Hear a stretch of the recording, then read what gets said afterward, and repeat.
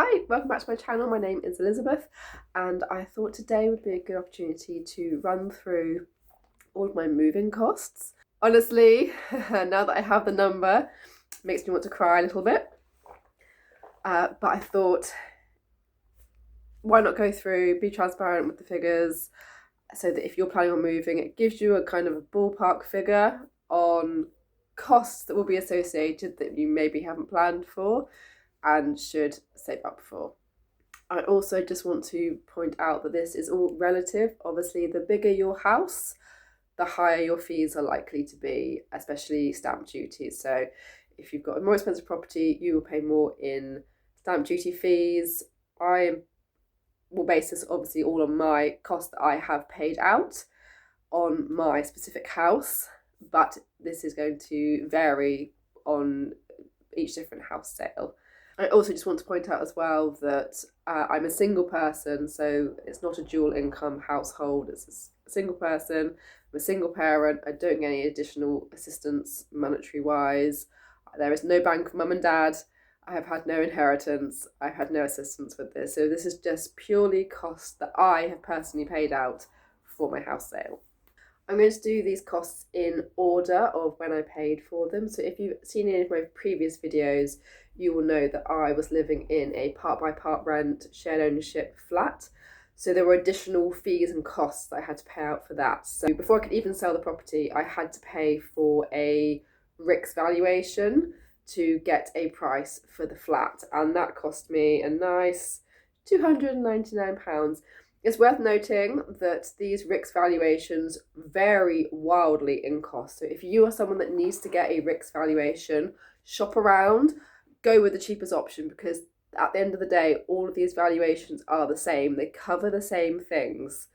So having one that costs £1,000 and one that costs £300, there's no difference in the final report. So shop around, find the best offer. I went with the cheapest I could find, which was £299.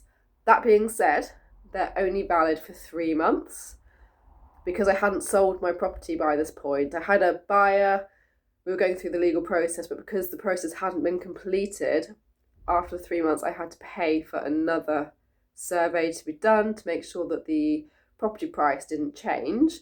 That cost me an additional £85. So keep in mind that you will have to do a top up one, high likely. You'll have to do a top up one. So when you're shopping for prices, find out what the desktop valuations are, because the first one will be in person. The second one, they can do a top research, give you a price. If you have to have a third one, you will have to have another in-person one again, which will cost you about the £300 or however much you paid the first time. So just keep that in mind. Again, not everyone's going to have to pay for this. This was because I was in a shared ownership flat, and that was something that had to be done before I could put the house on the market. Because it was a shared ownership house, it meant I also had to pay the housing association as if they were an estate agent. I've gone through my gripes about this in a previous video and how I don't think it's worth the money, but I have the cost breakdown. So in total, I had to pay the association £2,000. £1,500 of that was a nomination fee. I could not tell you what that paid for. Not a lot. £300 of that was a processing fee. And £200 of that was a landlord inquiry pack. So that was £2,000 of my moving fee. Up next is the mortgage broker. Originally, I had a mortgage broker who didn't charge me, and he had got me a mortgage in principle. However, he then vanished into thin air, and I needed a mortgage. So I ended up having to go to a different mortgage broker. I went with Connells, which is an estate agent, and they have a mortgage broker within them, and you do have to pay a one-off fee for them. However, it is a lifetime fee that I paid, which means when my mortgage comes up for renewal, they will do all the paperwork, they will do all the research, and they will find the best mortgage deal for me when my mortgage is up for renewal. So in 5 years' time. That was £798. That was not something I had factored in having to pay because my original mortgage broker was free. He gained his money from selling a product to me essentially, but he vanished, so I had to pay nearly £800.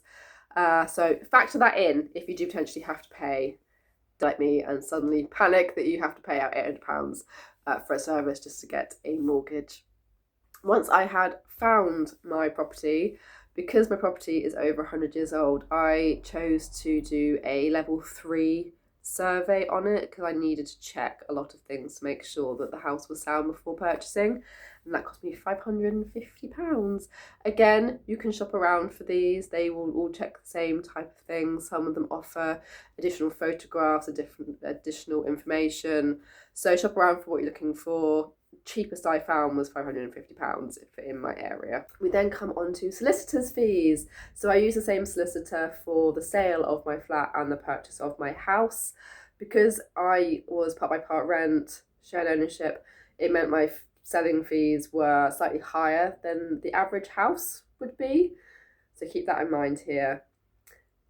So the selling fees were £1,695 plus VAT. And then my purchase fees were £1,495 plus VAT, then plus all the searches. So in total, for the solicitor's fees, for both the sale and purchase of properties, the total came to £4,488.60, which is a lot of money. Then their stamp duty. My house was £240,000, so my stamp duty was £2,300. And then that was all the fees for the legalities of the property and everything else. I'm adding on my storage costs and my removals costs because I did have to pay that in order to move house.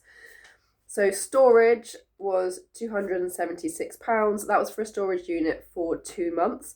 Initially, when I sold my flat, it didn't look like it would complete at the same time as my house. It looked like it would complete earlier. And so I wanted all my items in storage. I was going to go and live with my parents as like a short stopgap for a few weeks until my house completed. However, they did all complete on the same day. But I put everything into storage regardless, and for renovating purposes, that was actually really helpful. So yeah, £276, that cost me for 2 months for a storage unit. And then removals, there were some items I couldn't personally move myself, such as the fridge, freezer, the bed, mattress, sofa.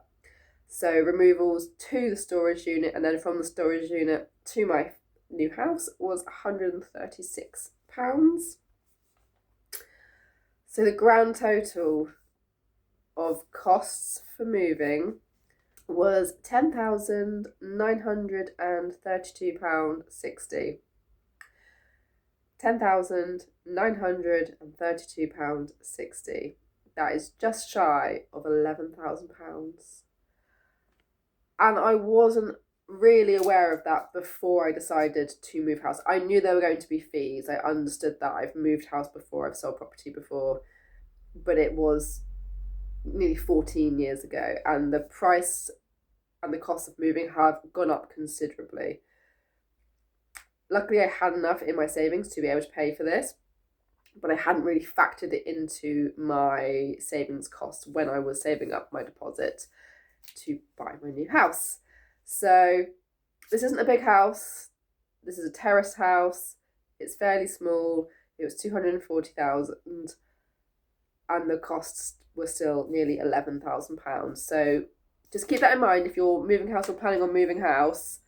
Try and work out your costs beforehand, just so you've got a buffer, so that this doesn't come as such a surprise when you have to pay out so much money in fees, because you don't really, it's not like you're buying a product and you see it at the end.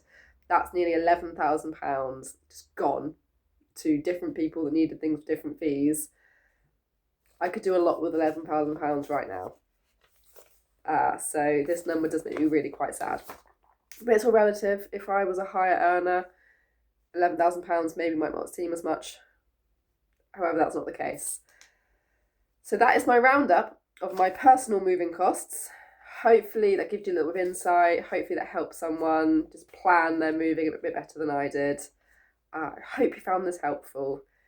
I'll be back for my next video for the rest of my house renovations.